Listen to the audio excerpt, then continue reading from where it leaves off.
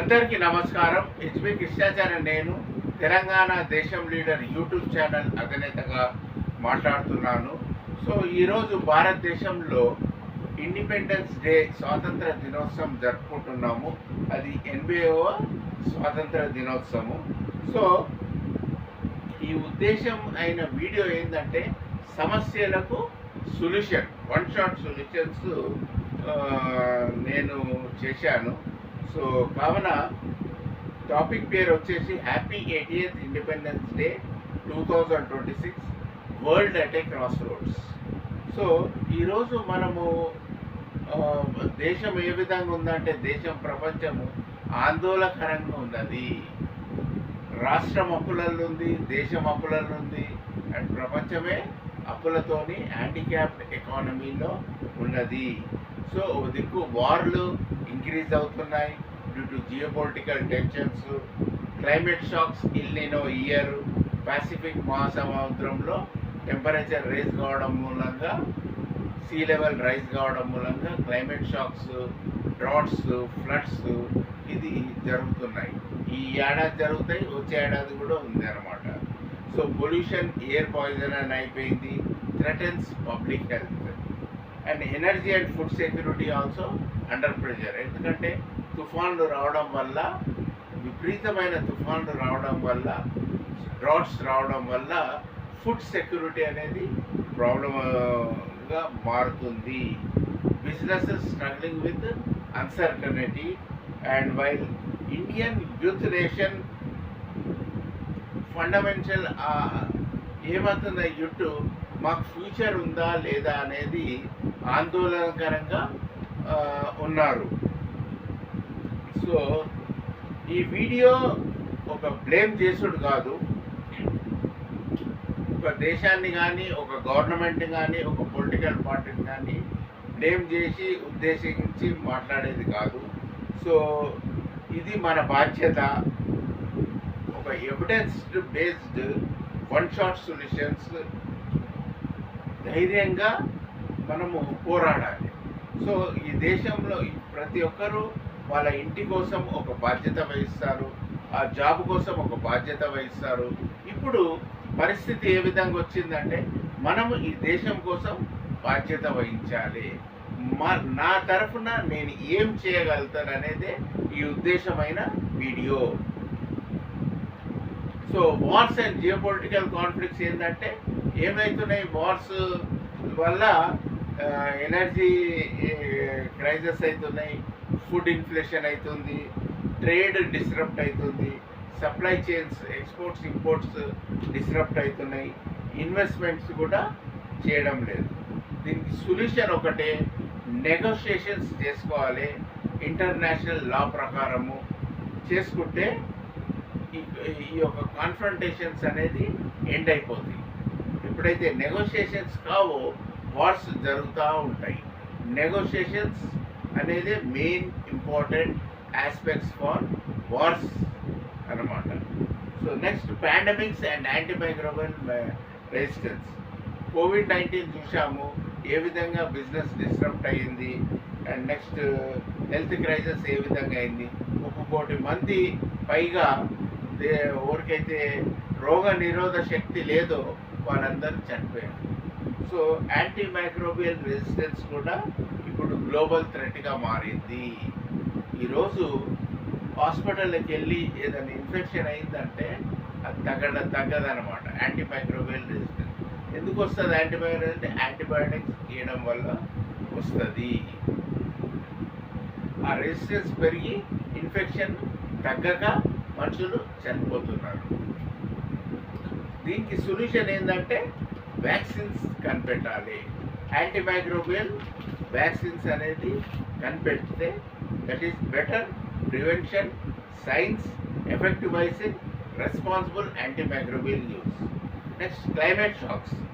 Climate shocks అంటే విపరీతమైన heat waves, floods, droughts, extreme weather, El Nino effect, Pacific మహాసముద్రంలో temperature increase కావడము, sea level rise కావడము, దీని ముందుగా పంట నష్టాలు, ఇన్ఫ్రాస్ట్రక్చర్, లివ్లీహుడ్స్ ఇదవుతున్నాయి. సొల్యూషన్ ఏంటంటే క్లీన్ ఎనర్జీ, పొల్యూషన్ లేకుండా పొల్యూషన్ అంతం చేయాలి. వెహికల్స్ కావచ్చు, ఫ్యాక్టరీస్ కావచ్చు, పొల్యూషన్ అంతం చేస్తేనే ఎల్నినో ఎఫెక్ట్, క్లైమేట్ షాక్స్ని కంట్రోల్ చేసుకోవచ్చు. ఇకపోతే ఎయిర్ పొల్యూషన్, భారతదేశంలో ఆల్ మెట్రో సిటీస్లో ఎయిర్ పాయిజన్ అయిపోయింది. అండ్ ఒక్కొక్క ప్లేస్లో, లొకేషన్లో ఆక్సిజన్ కూడా డిక్రీజ్ అవుతుంది. దీని మూలంగా పబ్లిక్ హెల్త్ క్రైసిస్ అయినాయి అండ్ క్యాన్సర్ బ్రాడన్ కూడా అవడం జరుగుతుంది. సొల్యూషన్ ఏంటంటే clean technologies, transport, electric vehicles, transportation, ఇండస్ట్రీలో పొల్యూషన్ లేకుండా సిఎన్జి కావచ్చు, ఇట్లా ఎమిషన్స్, సోలార్ సిస్టమ్ కావచ్చు. ఈ విధంగా అర్బన్ ప్లానింగ్ చేసుకోవాలి. ఒక నేషనల్ ప్రయారిటీగా తీసుకొని వచ్చి ఇవన్నీ మార్పిడి చేసుకోవాలన్నమాట. ఇకపోతే ఎనర్జీ క్రైసిస్ అవుతున్నాయి. ఎనర్జీ క్రైసిస్ వల్ల ఇండస్ట్రీస్కు కాస్ట్ పెరిగిపోతుంది, ట్రాన్స్పోర్టేషన్ కాస్ట్ పెరుగుతుంది, నేషనల్ ఎకానమీస్ కూడా ఇదవుతుంది అనమాట. సొల్యూషన్ ఏంటంటే renewal energy, solar system, hydrogen, లో carbon technology.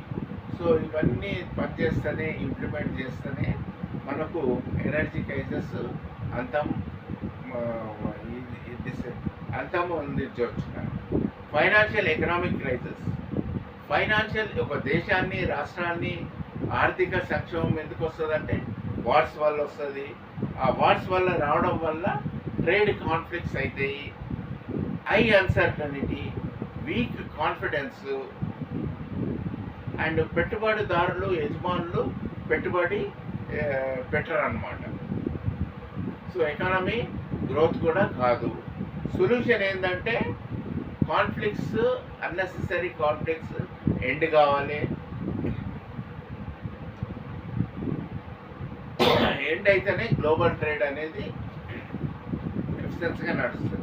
Cost of living crisis, families struggle ఎప్పుడైతే ఫుడ్ ప్రైజెస్ ఇంక్రీజ్ అవుతాయో, హౌసింగ్ కాస్ట్ పెరిగిపోతుందో, హెల్త్ కేర్, హాస్పిటల్ ట్రీట్మెంట్ పెరిగిపోతుందో, ఎడ్యుకేషన్ చదివించాలంటే కాస్ట్ పెరిగిపోతుందో, ఎసెన్షియల్ గూడ్స్, ఇవేంటంటే ఇన్కమ్ పెరగదు కానీ ఇవన్నీ ప్రైజెస్ పెరిగిపోతున్నాయి అన్నమాట ఇప్పుడు. ఎందుకంటే uncertainty situation in business environment. So solution ఏంటంటే మార్కెట్స్ ట్రాన్స్పరెంట్ చేసుకోవాలి. ప్రైసింగ్, ఏ ప్రోడక్ట్ కానీ మ్యానుఫ్యాక్చరింగ్ రేట్ ప్రైస్ అనేది ఉండాలి. ఈ పలానా ప్రోడక్ట్ ఇంత తయారవుతుంది అనేది ఉంటే అన్ని ప్రాబ్లమ్స్ సాల్వ్ అవుతాయి. సో ద్రవ్యోల్బణం, ఇన్ఫ్లేషన్. సో ఇన్ఫ్లేషన్, ద్రవ్యోల్బణం పెరగడం మూలంగా కారణం ఏమవుతుందంటే అన్ని రేట్లు పెరిగిపోతాయి, డిమాండ్ అండ్ సప్లై ఉంటుంది. సో ఎవరు కొనేవాళ్ళు ఉండరన్నమాట, రేట్లు పడిపోతాయి. దీనికి ఏంటంటే గవర్నమెంట్ ఒక పాలసీ తీసుకొచ్చి ప్రైజెస్ని కంట్రోల్ చేసుకోవాలి. Resource and food security pressure. So resources ఏమున్నాయి ఉంటాయంటే water, land, energy, food resources.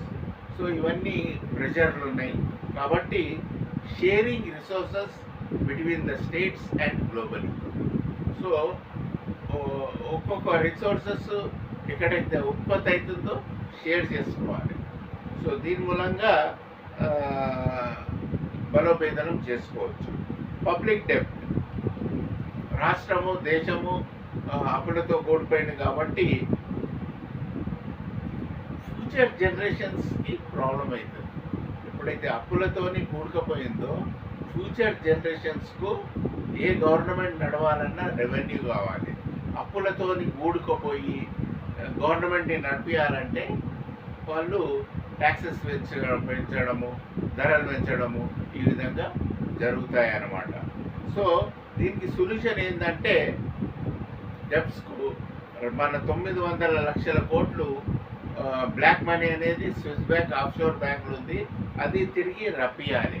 ఇది మోడీ గవర్నమెంటే, మోడీ ప్రచారం చేసి నన్ను పిఎం చేస్తే 900 లక్షల కోట్లు నేను రిటర్న్ తెస్తున్నాడు, ఆయన మాట మీద నిలబెడితే అది చేయాలి. సో దీనికి పబ్లిక్ కూడా పోరాడాలి. సో ఇదంతా మన డబ్బు, పబ్లిక్ అమౌంట్. ఈ రాజకీయ నాయకులు స్కాములు చేసి మన డబ్బు అంతా స్విస్ బ్యాంక్లో పెట్టి ఉన్నాయన్నమాట. So return black money, illiteracy, educational inequality. So educational inequality ఎప్పుడైతుందంటే దాని మూలంగా అన్ఎంప్లాయ్మెంట్ పెరిగిపోతుంది. యాజ్ పర్ రాజ్యాంగం ఏం చెప్తుందంటే ఎడ్యుకేషన్ అనేది సర్వీస్ సెక్టర్. సొల్యూషన్ ఏంటంటే క్వాలిటీ ఎడ్యుకేషన్ గవర్నమెంట్ స్కూల్లో, కాలేజెస్లో ఏఐ ఇన్నోవేషన్తో చేయాలి. దీనికి ఇదే సొల్యూషన్. Welfare and governance. భారత రాజ్యాంగంలో ఏముంది? ఫ్రీబీస్ ఇవ్వాలని ఏం లేదు రాజ్యాంగంలో. ఇది ప్రజాస్వామ్యం దేశం, కానీ ఫ్రీబీస్ ఇవ్వాలని లేదు. కానీ సొల్యూషన్ ఏంటంటే రెవెన్యూ ఉండాలి గవర్నమెంట్కు, అండ్ ప్రజలు వెల్ఫేర్ స్కీమ్ మీద ఆధారపడదు. దేర్ ఈజ్ నో ఎండ్ అనమాట. ఇస్తూనే పోతుండాలి. ఎప్పుడైతే దాకా పేదరికం ఉంటుందో అప్పటిదాకా వెల్ఫేర్ స్కీమ్ ఇవ్వాలి. కానీ గవర్నమెంట్ కూడా స్తోమత ఉండాలి కదా. అప్పులు పెరుగుతూనే పోతున్నాయి రాష్ట్రానికి. తెలంగాణ రాష్ట్రము 10 లక్షల కోట్లు అప్పులు దాటిపోయింది. అటు ఆంధ్రప్రదేశ్ 15 లక్షల కోట్లు అప్పు దాటిపోయింది. సో ఇట్లా ఇవన్నీ వెల్ఫేర్ స్కీమ్స్ పెరిగినా కొద్దీ అప్పులు పెరుగుతూ ఉంటాయి. అప్పుడు ఏమవుతుందంటే రెవెన్యూ లేకపోవడం మూలంగా పేదరికం అనేది ఇంకా పెరుగుతుంది.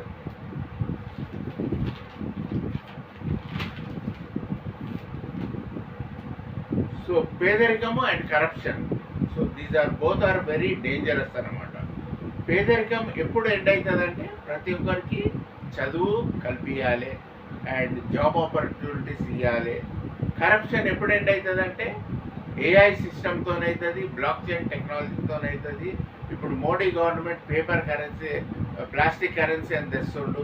ఈ పేపర్ కరెన్సీ అని ఎప్పుడైతే ఎండ్ అవుతుందో అప్పుడు కరప్షన్ కూడా ఎండ్ అయిపోతుంది. ఇకపోతే terrorism and internal security. So constitution ఏం చెప్తుందంటే మనది ప్రజాస్వామ్య దేశము, కానీ ఇప్పుడు ఎట్లయిపోయిందంటే పేదరికం ఉండడం వల్ల, ఇన్ఈక్వాలిటీ ఉండడం వల్ల ఇల్లిబరలైజేషన్ డెమోక్రసీ అంటారు. సో అందుకే టెర్రరిజం అనేది ఉంటుంది. సొల్యూషన్ ఏంటంటే రాష్ట్రంలో కానీ దేశంలో కానీ క్రిమినల్ బ్యాక్గ్రౌండ్ పొలిటీషియన్స్ని అణచివేయాలి. వాళ్ళకు ఓటేసి గెలిపించొద్దు. ఇదే సొల్యూషన్. ఎప్పుడైతే ఓటేసి గెలిపిస్తారో ఈ క్రిమినల్ బ్యాక్గ్రౌండ్ క్రైమ్ పెరిగిపోతుంది, పేదరికం పెరిగిపోతుంది, ఏ పనులు జరగవు. కాకపోతే అన్ఎంప్లాయ్మెంట్ అండ్ సిక్ ఇండస్ట్రీస్, నిరుద్యోగము అండ్ సిక్ ఇండస్ట్రీస్ ఇవి ఏమైతాయంటే దీని మూలంగా జాబ్స్ డిస్ట్రాయ్ అవుతుంది. సొల్యూషన్ ఏంటంటే foreign direct investment and restructure. 2,50,000 ఇండస్ట్రీలు సిక్ అయినాయి ఇప్పుడు. దీనికి పబ్లిక్ ప్రైవేట్ పార్ట్నర్షిప్ తీసుకొని విత్ ఏఐ ఇన్నోవేషన్ చేస్తే మళ్ళా యథావిధిగా ఇండస్ట్రీస్ రీచ్ చేసుకోవచ్చు. So next food insecurity and food waste. ఈ ఇల్లిన ఎఫెక్ట్ వల్ల ఫుడ్ ఇన్సెక్యూరిటీ వచ్చే అవకాశాలు ఎక్కువ ఉన్నాయి. సో సొల్యూషన్ ఏంటంటే అగ్రివోల్టాయిక్స్.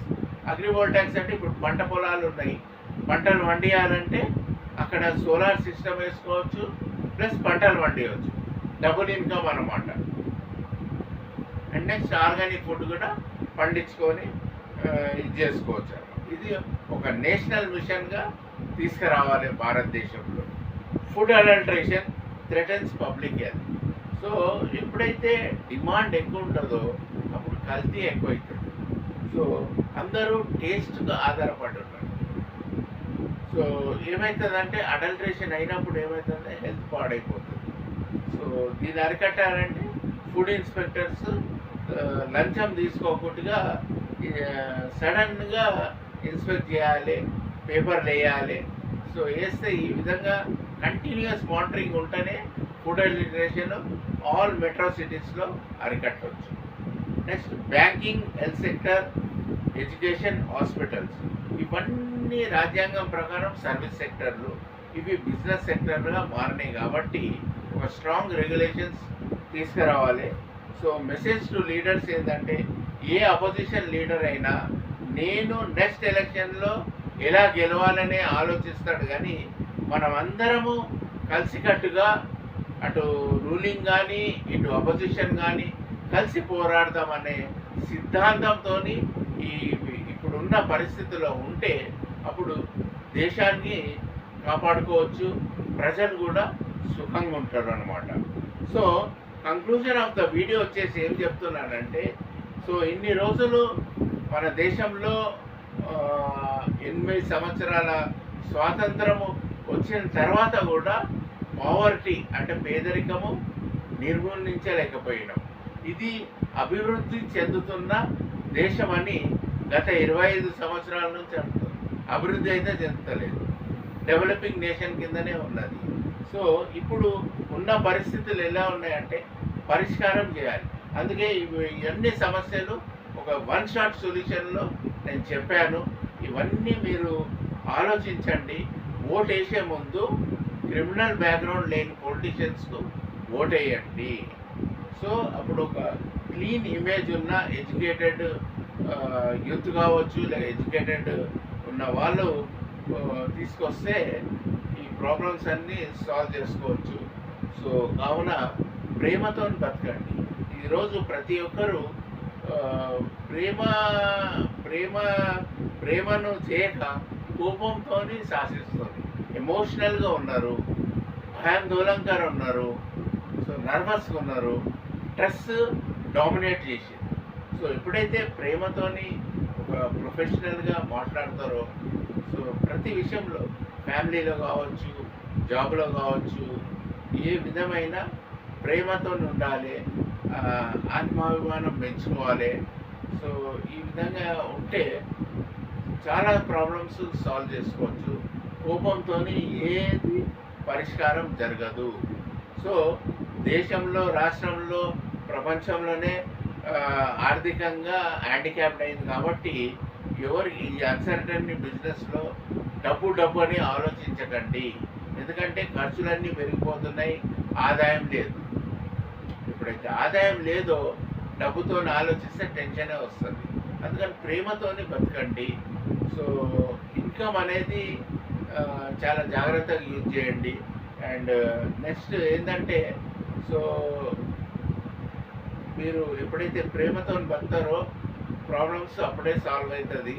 సో కావున చిల్డ్రన్స్కు ఫ్యూచర్ ఉండాలంటే సో మనము ఫస్ట్ పొల్యూషన్ని నిర్మూలించాలి. పొల్యూషన్ నిర్మూలించాలంటే నా బాధ్యత ఇది. నేను ఎలక్ట్రికల్ వెహికల్ వాడాలి, నేను పబ్లిక్ ట్రాన్స్పోర్ట్ ఎక్కాలి, మెట్రో రైలు, ఎంఎంటీఎస్ రైలు, బస్ ట్రాన్స్పోర్టేషన్ ఎక్కాలి, కారు కొనాలి, నేను నడపాలి అంటే this is not the correct way. నడపండి, కానీ అది ప్రతి ఒక్క ఇంట్లో ఎన్ని వెహికల్స్ ఉన్నాయో చూసుకోండి. సో రోడ్ మీద వెళ్తే ఒక 15 నిమిషాల ప్రయాణం కోసము గంటలు ప్రయాణం అయింది. రోడ్స్ అన్నీ ఆక్యుపై అయిపోయినాయి. సో దీనికి గవర్నమెంట్ కూడా కొన్ని పాలసీలు తీసుకురావాలి. సో రోడ్ ఆక్యుపెన్సీ ట్యాక్స్ అని, కార్బన్ ట్యాక్స్ అని వేస్తే ప్రజలు పబ్లిక్ ట్రాన్స్పోర్ట్ యూజ్ చేసుకునే అవకాశం వస్తుంది. అండ్ సైకిల్స్ కూడా ఈ బ్యాటరీ వెహికల్స్ సైకిల్స్ కూడా చైనాలో ఎంతో ప్రాధాన్యం పొందినాయి. ఈ బ్యాటరీ సైకిల్స్ కూడా ఉత్పత్తి చేసి ప్రజలకు అలవాటు చేయాలి. సో ఈ సమస్యలన్నీ మీరు ఈ వీడియో సబ్స్క్రైబ్ చేసి అందరికీ షేర్ చేయాలి. సో ఈ స్వాతంత్రం వచ్చింది కాబట్టి so we have to improve ఈ యొక్క ప్రాబ్లమ్స్ అన్నీ ఇంప్రూవ్మెంట్ చేసుకోవాలి. మీరు గవర్నమెంట్తో కూడా, మీడియాతో కూడా ఇవన్నీ వన్ షాట్ సొల్యూషన్స్ చేసుకుంటూ వస్తే అందరూ బాగుంటారు, మన పిల్లల భవిష్యత్తు కూడా బాగుంటుందని కోరుతూ నేను సెలవు తీసుకుంటాను. నమస్కారం.